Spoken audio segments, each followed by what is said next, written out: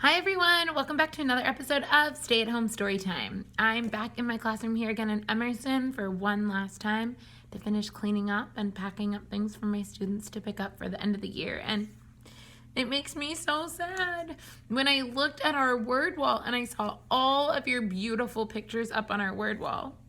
It made me so sad that we weren't together. But because I was here cleaning up, I found the perfect book to read today because my Emerson Kindergartners have been learning about maps and they've been working on building a map of their community while they've been at home doing their at-home learning. And I found this book called Mapping Penny's World, all about a little dog who makes a map of her world. And I thought, oh my gosh, this would be super perfect to read today to help you get some more ideas of what you can add to your community map that you're building at home. If you like this book and you would like a copy for your at-home library, check out the description below for a link to a local bookstore where you could purchase this book through. Because remember, during this time, we really want to make sure that we're supporting our local shops whenever possible so that they'll be able to stay open at the end of this trying time. All right, Mapping Penny's World by Loreen Leedy.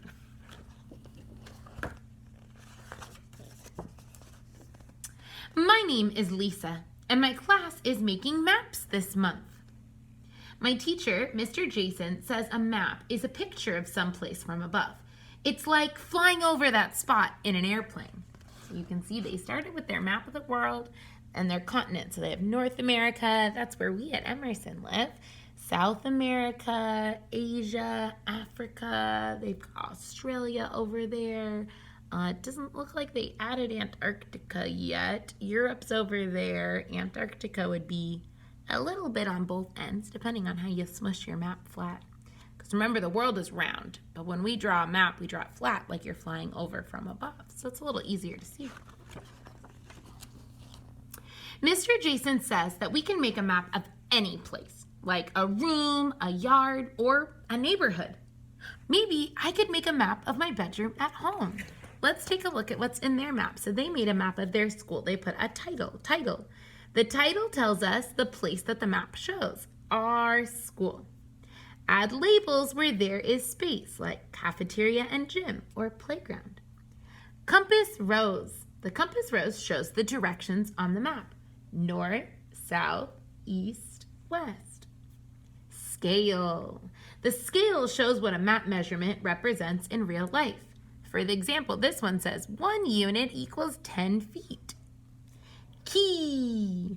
The key explains what the symbols on the map mean.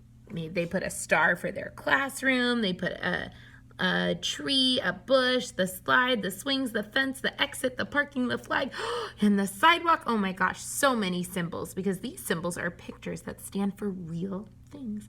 So you can see all of the play equipment they drew over here in their playground. I'll measure my room and everything in it to make my map. Of course, I'll have to include Penny's bed.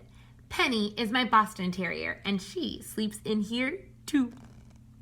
Do you want to measure the fish tank, Penny? My map shows how my bedroom would look overhead, as if I were looking down from the ceiling.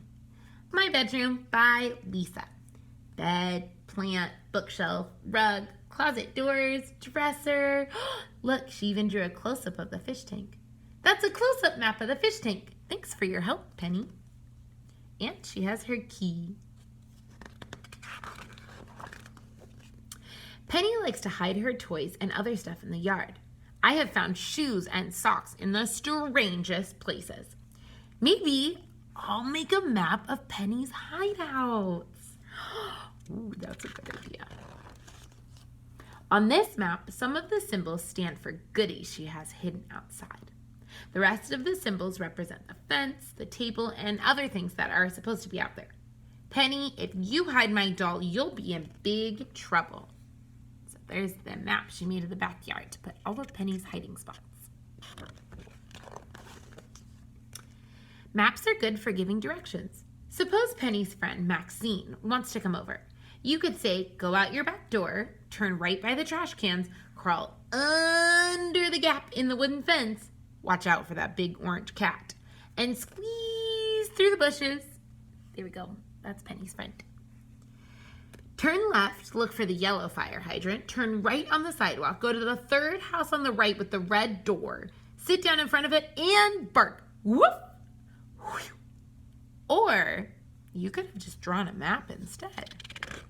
Yeah, that's a lot of directions to remember. Here's the shortest way from Maxine's house to our house. It's a lot longer if you go around the block instead of going the back way. I can't take Maxine when I ride my bike because there's only room for Penny in the basket. These are our trails. To make this map, I measured our footpaths with a pedometer, a tool that shows how far a person walks.